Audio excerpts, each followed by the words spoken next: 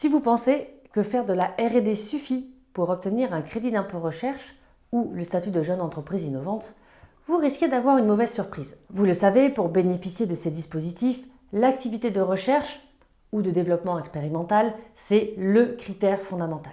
Mais même si vous pensez faire de la R&D, ce n'est pas gagné pour autant. Vous devez aussi démontrer que vous avez réellement engagé une démarche scientifique de recherche structurée et documentée.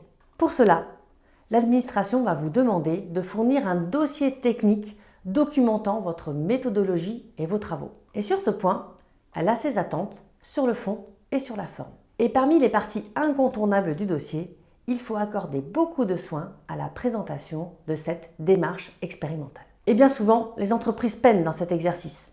Elles se contentent de décrire de manière linéaire leurs travaux. Alors bien sûr, vous pouvez opter pour une description chronologique de vos travaux, mais il est important de les découper en séquences correspondant aux différentes étapes de la démarche expérimentale. Dans cette vidéo, je vous propose de voir ensemble une méthode simple en 5 étapes pour structurer votre démarche expérimentale.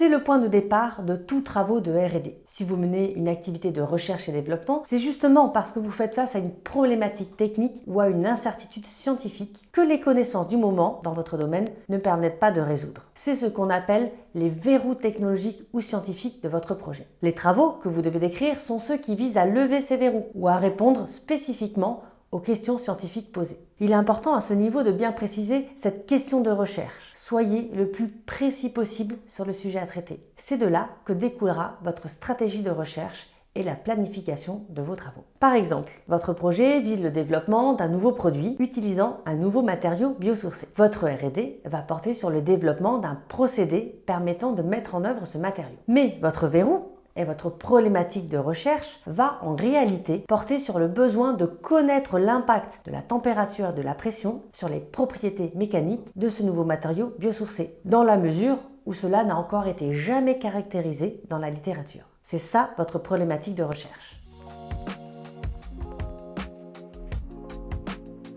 Comme la littérature et les solutions externes ne vous permettent pas de résoudre votre problématique, vous n'avez pas d'autre choix que de réaliser vous-même les expérimentations. Mais vous arrivez dans un domaine encore vierge de toute connaissance. Vous devez donc commencer par émettre des hypothèses. Il est très important de justifier les pistes de recherche envisagées. Les travaux de R&D demandent de la méthode et de la réflexion. C'est pourquoi l'administration rejette des projets lorsque l'entreprise donne l'impression de prendre la première option venue ou semble avoir empilé les essais au gré du vent jusqu'à trouver une solution, mais sans avoir formulé en amont d'hypothèses de travail ou préparé une feuille de route claire. C'est en cela que la démarche expérimentale se distingue des approches empiriques. Ici, vous devez au contraire expliquer vos choix théoriques et vos angles d'approche. Par exemple, après analyse de la littérature, pour améliorer les conditions de conservation d'une matrice cosmétique, vous faites l'hypothèse que l'usage d'une huile essentielle pourrait permettre de créer une synergie de conservation grâce à son activité antifongique. L'efficacité de cette approche n'ayant pas encore été démontrée, vous engagez une démarche scientifique de recherche centrée sur la validation de cette hypothèse.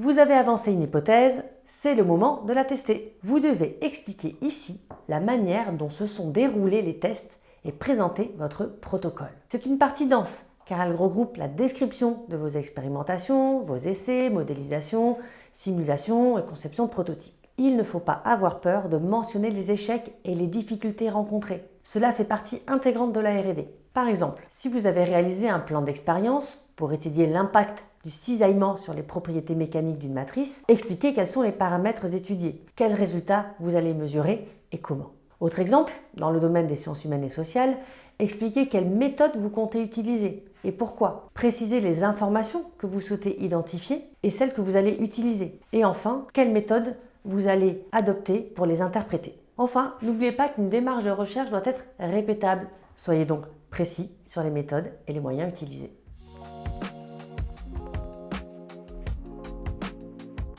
c'est l'aboutissement de vos expérimentations. Il vous faut commencer par collecter et présenter vos résultats. Vous pouvez d'ailleurs utiliser un tableau pour faciliter la compréhension du vérificateur. Ensuite, vous devez interpréter ces résultats. Pour cela, mettez-les en perspective avec la problématique de départ et les données de l'état de l'art. Est-ce que vous avez réussi à lever votre verrou technologique? Y a-t-il eu des résultats inattendus? N'ayez pas peur de réaliser une analyse critique ou de mettre en évidence certains manques qui pourraient donner lieu à de nouveaux travaux de recherche. C'est la dernière étape de votre démarche expérimentale. Prenez de la hauteur, faites le bilan de vos travaux et faites le point sur les nouvelles connaissances générées, même partielles. C'est aussi dans cette partie que vous devez expliquer la manière dont vous comptez valoriser, ou dont vous avez déjà peut-être valorisé, vos résultats et plus généralement vos travaux. Tout comme le fait d'aborder une démarche systématique, c'est-à-dire le fait d'avoir planifié le déroulement des travaux et d'avoir consigné les résultats, la transférabilité des résultats est un critère de R&D très important. Rappelez-vous que c'est l'un des critères du manuel de Frascati pour qualifier la R&D. Vos travaux doivent donc permettre d'améliorer l'état de l'art, c'est-à-dire de faire avancer les connaissances du domaine. Cela peut prendre la forme d'une publication, d'un dépôt de brevet ou d'une communication. Même si vous ne prévoyez pas de les publier pour des raisons de confidentialité, valorisez ces avancées. Les résultats des travaux vont-ils pouvoir être utilisés pour d'autres projets? Y a-t-il des suites possibles à ce projet? Vous l'aurez compris, pour l'administration, les travaux de R&D passent nécessairement par une démarche expérimentale qu'il convient de bien présenter. La validation de votre crédit d'impôt recherche ou de votre statut de jeune entreprise innovante dépend donc de la façon dont vous réalisez vos travaux de recherche, de la robustesse de votre protocole de recherche et de votre capacité à compiler et analyser les résultats. Je suis Amandine Perroux, experte en fiscalité de l'innovation chez Finali. Si vous avez des difficultés pour présenter votre démarche expérimentale, si vous craignez de ne pas satisfaire les attentes de l'administration ou si vous avez simplement besoin d'une revue de votre dossier, nos experts Finali sont à votre écoute. À très bientôt!